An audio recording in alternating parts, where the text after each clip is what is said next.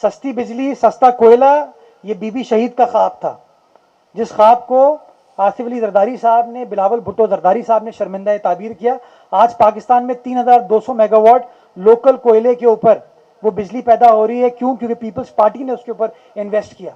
आपने थर की आवाम का रिस्पॉन्स देखा था जब पीर को बिलावल साहब वहां पर मौजूद थे कि वो कितने खुश हैं पीपल्स पार्टी की परफॉर्मेंस से, लेकिन मीडिया पे प्रोपेगेंडा कुछ और किया जाता है।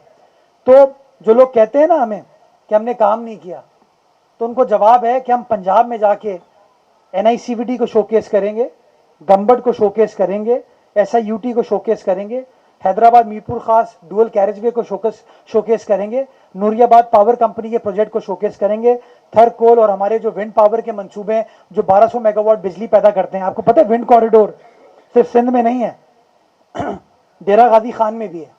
हमने तो अपना बना दिया जब हमारी वफाकी हुकूमत थी, हमने बना दिया। वो डेरा गाजी खान में जो पिछले 40 साल से हुकूमत कर रहे हैं लोग, वो अभी तक वो विंड कॉरिडोर नहीं बना पाए। तो हम इंशाल्लाह इन तमाम चीज़ों को पब्लिक के सामने लेकर जाएंगे, पब्लिक को पता चलेगा। बलूचिस्तान में भी आप देख सकते हैं कि बलूचिस्तान के हुकूक के लिए, चाहे वो NFC में ज्यादा मराद देना हो, वो पीपल्स पार्टी ने करके दिया, डिलीवर पीपल्स पार्टी ने करके दिया। CPEC मंसूबा, मुझे हैरत होती है कि CPEC का खालिक आसिफ अली जरदारी है, खालिक आसिफ अली जरदारी है, पीपल्स पार्टी है। उसका क्रेडिट अब नून लीग वाले लेने की कोशिश कर रहे हैं। तो मैं समझता हूं ये लोगों के सामने वाजे है, हर सूबे के अंदर पीपल्स पार्टी ने काम किया है। हम चाहते हैं काम की बुनियाद पर हमें लोगों के पास जाना है, हमें रोका ना जाए। और हम इसलिए कहते हैं कि आपको याद होगा 2018 के इलेक्शन में बिलावल साहब को पंजाब में कैंपेन करने की उस तरीके से इजाजत नहीं दी गई थी, कभी लॉ एंड ऑर्डर का बहाना बना के या किसी और चीज का बहाना बना के।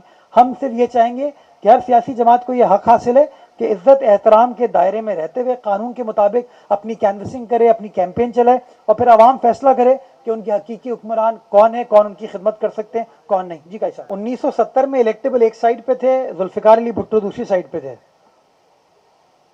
जीत अवाम की हुई 1988 में, 1993 में, 2008 में। आपके सामने है कि क्या रुकावटें थी, क्या मुश्किलात थी, लेकिन उसके बावजूद हम कहें ताकत का सरचश्मा अवाम है। अवाम है, सिर्फ अवाम है। उस अवाम को फैसला करने दें। जो इलेक्टेबल है, इलेक्टेड है, जो भी है, उसकी जिम्मेदारी है कि वो काम करे, वो डिलीवर करे, वो परफॉर्म करे। लोग जिस मुश्किल में है, परेशानी में है, उनको रिलीफ मिलनी चाहिए। देखिए, मैं आज बड़ी छोटी सी आपके सामने बात करना चाहूंगा ना। ये शहर एक्सपोर्ट करता है, पाकिस्तान का 60% GDP में कंट्रीब्यूट करता है। मैं सवाल पूछना चाहूंगा कि वफाकी हुकूमत ने इस शहर को क्या दिया है, हमारे इंफ्रास्ट्रक्चर की बेहतरी के लिए क्या किया है। शहबाज शरीफ साहब कराची तशरीफ लाए थे, K4 का वादा किया था 125 अरब रुपए एलोकेट करने का। एहसन इकबाल साहब की मैं आजकल बयानबाजियां देख रहा हूं,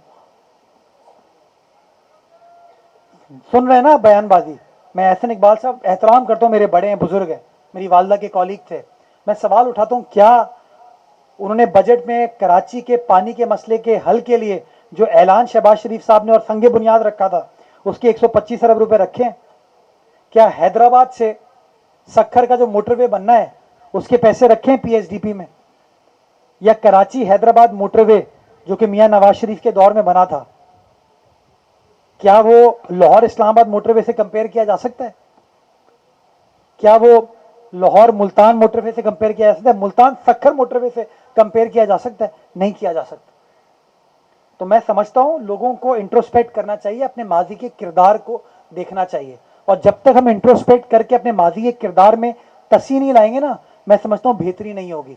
सबने गलतियां की होंगी, उन गलतियों को आज एड्रेस करें, गलतियों का मदावा करें। मैं समझता हूं ये जो आवाम है ये रिलीफ की मुंतजिर है, इसको रिलीफ देने की जरूरत है। रिलीफ आपकी सियासी क़यादत को देनी है और सियासी क़यादत को संजीदगी के साथ मसाइल हल करना होंगे। मैं समझता हूं 2008 में बैनुल अक़वामी रिसेशन था, बड़े बुरे हालात थे, पीपल्स पार्टी को इख्तिदार मिला। आसिफ जरदारी साहब ने गरीब आदमी को रिलीफ देने के लिए Benazir income support programme launch किया, NFC करके दिया, खैबर पख्तूनख्वा की आवाम को खैबर पख्तूनख्वा दिया, गिलगित बल्तिस्तान को सूबाई स्टेटस दिया।